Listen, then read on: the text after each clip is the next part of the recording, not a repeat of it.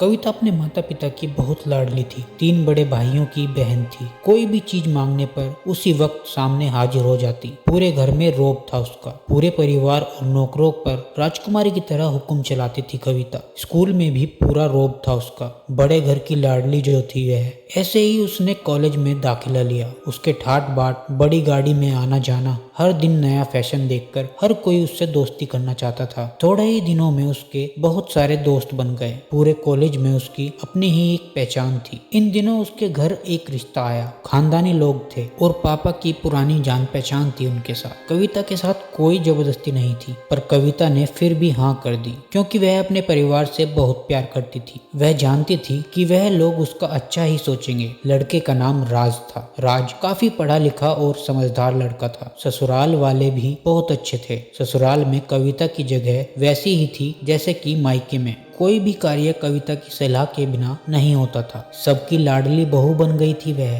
फिर उसके घर एक बेटे का जन्म हुआ। राहुल कविता को जान से प्यारा था। पोता पाकर ससुराल वाले तो फूले नहीं समाते थे। कविता कभी कभी सोचती कि उसकी किस्मत कितनी अच्छी है। उसका हर अपना उससे कितना प्यार करता है। चाहे जीवन में कैसा भी समय आए, मेरे अपने हमेशा मेरे साथ हैं। मैं कभी अकेली नहीं हो सकती। कितनी खुश किस्मत हूँ मैं। पर शायद कविता की खुशियों को उसकी अपनी ही नजर लग गई। एक दिन वह मायके जाने की जिद कर बैठी। राज को बहुत काम था, लेकिन वह फिर भी उसे ले गया। रास्ते में उनकी गाड़ी अन्य गाड़ी से टकरा गई। कविता, राज और राहुल बहुत बुरी तरह जख्मी हो गए। काफी दिनों के इलाज के बाद राज और राहुल तो ठीक हो गए, लेकिन कविता पूरी तरह ठीक ना हो सकी। सर पर चोट लगने के कारण वह अपनी आंखों की रोशनी खो बैठी। अब कविता की किस्मत जैसे उल्टे पांव चलने लगी। मायके वाले कुछ दिनों तक उसे मिलने आते रहे, फिर कभी कभार फोन ही करके पूछ लेते कि अब कैसी हो। धीरे धीरे यह सिलसिला भी कम हो गया। ससुराल वालों की सहानुभूति भी कम होने लगी। घर में किसी को पास बैठने के लिए कहती तो जवाब मिलता बहुत काम है, अब तुम भी हाथ नहीं बटा सकती। राज भी चिड़चिड़ा हो गया था। बस राहुल ही था जिसके साथ हंसते खेलते उसका वक्त गुजरता। एक दिन कविता के हाथ से कुछ सामान गिर गया, जिसकी वजह से राहुल को हल्की सी चोट लग गई। कविता के सास ससुर ने राहुल को उससे अलग कर दिया कि कहीं उसके ना देखने की वजह से बच्चे का कोई नुकसान ना हो जाए। कविता अंदर से टूट चुकी थी। एक दिन उसने सबके सामने मायके जाने की इच्छा रखी तो राज उसे तुरंत मायके छोड़ आया, जैसे कि वह भी यही चाहता था। लेकिन राहुल को उसके साथ नहीं भेजा गया। कविता कभी राहुल से दूर नहीं रही थी, पर अपनी कमी के कारण उसने ज्यादा बहस नहीं की। कविता को लगा कि वह 3-4 दिन वहाँ रहेगी तो थोड़ा हवा पानी बदल जाएगा, क्योंकि वह कितने दिनों से कहीं भी बाहर नहीं गई थी। घर वाले भी इतने दिनों बाद उसे देखकर कितने खुश होंगे। कविता के घर पहुंचने पर सब लोग बहुत खुश हुए। खाने में सब कुछ कविता की पसंद का ही बना था। उसने अपने मम्मी पापा और भाई भाभीियों से दिल खोलकर बातें की।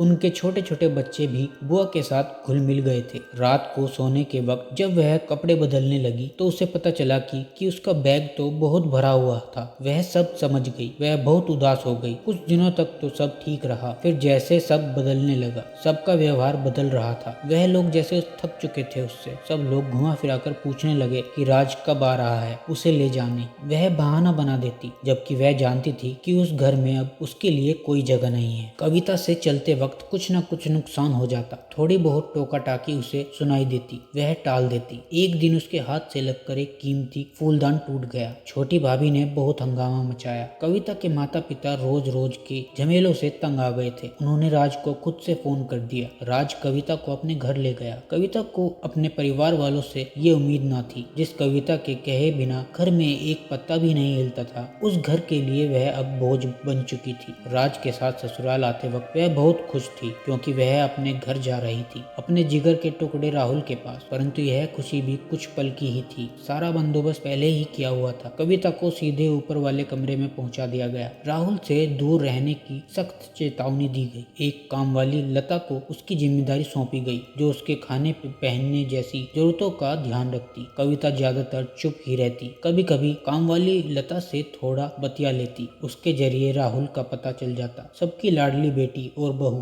सबके लिए लाडली से बोझ बन चुकी थी।